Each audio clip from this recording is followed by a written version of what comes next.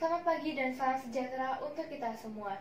Yang saya hormati Bapak Ibu Guru SMP Permai, Pak Agus Datulinggi, selaku Guru Bahasa Indonesia SMP Permai, serta teman-teman yang saya cintai. Pertama-tama, marilah kita panjatkan puji dan syukur pada Tuhan Yang Maha Esa. Karena berkat rahmat dan karunia-Nya, kita semua dapat hadir dan berkumpul di sini. Pada kesempatan kali ini, saya akan menyampaikan pidato mengenai bahasa Indonesia di zaman globalisasi. Nasionalisme telah didirikan oleh para pendiri bangsa sejak awal abad ke-20.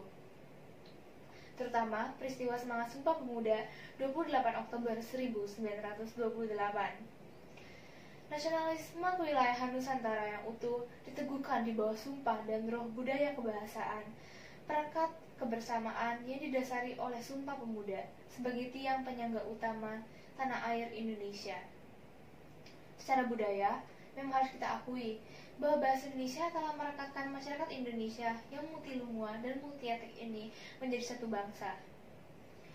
Bahasa Indonesia juga telah menunjukkan jati diri dan martabat bangsa Indonesia sebagai bangsa yang mampu membangun kebudayaan Indonesia.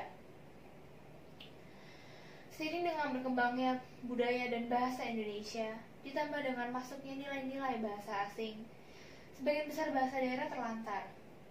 Salah satu komponen dari bahasa itu kurang dihargai, kurang dihormati, dan kurang dilestarikan oleh negara dan para ahli warisnya. Dari segi globalisasi, tidak bisa kita pungkiri bahwa aturan main dan budaya dunia sekarang ini membuat mobilitas dan interaksi antar warga dunia serta antar bangsa dan negara menjadi sangat tinggi.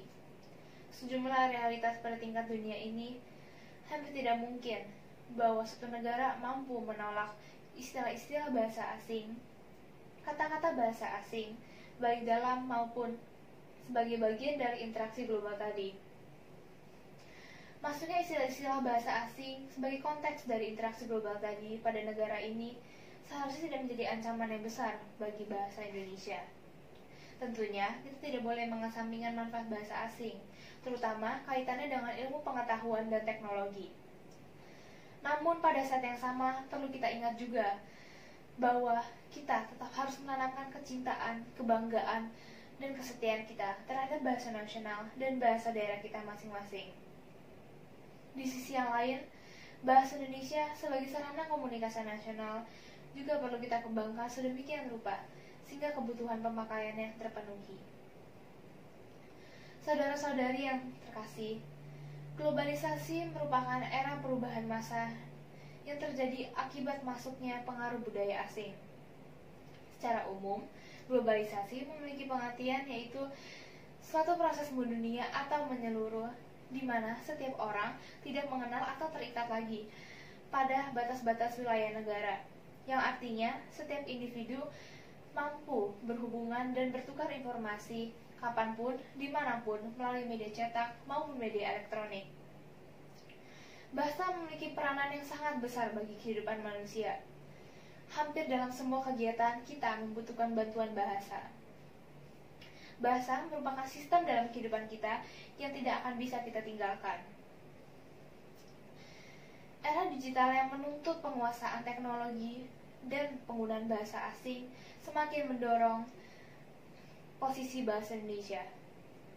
Hal ini seharusnya bukan berarti bahwa bahasa Indonesia tidak mampu bersaing dengan bahasa-bahasa lain di dunia, namun lebih kepada sikap bangsa Indonesia terhadap bahasa Indonesia yang cenderung bersikap negatif.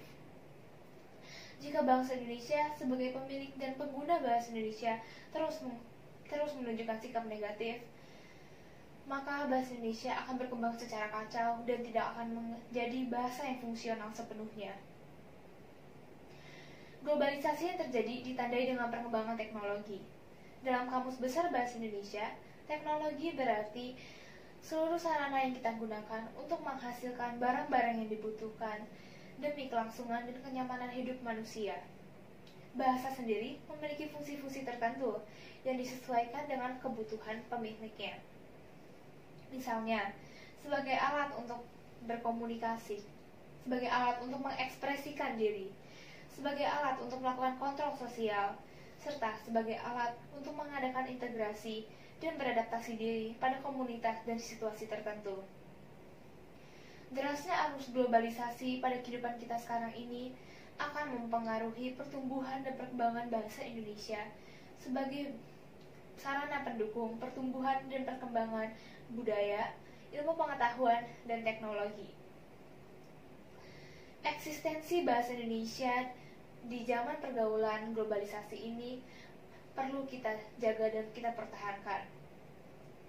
Bahasa Indonesia masih digunakan oleh orang-orang di luar sana, baik di dalam negeri maupun di luar negeri.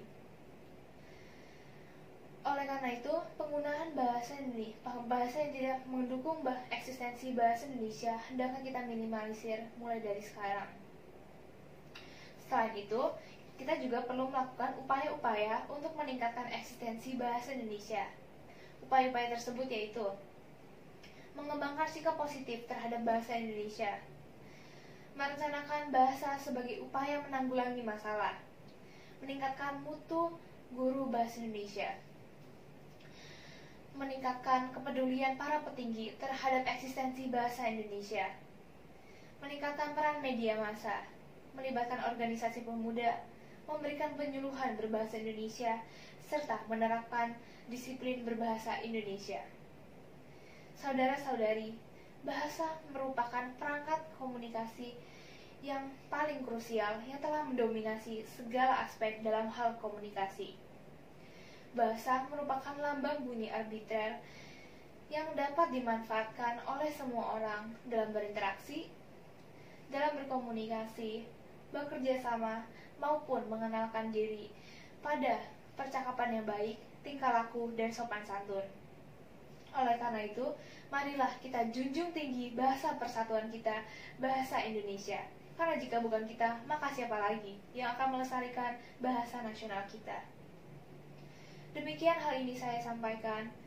Semoga apa yang telah saya sampaikan tadi dapat membuka pikiran kita semua. Mohon maaf bila ada kesalahan kata yang kurang berkenan. Selamat pagi dan terima kasih.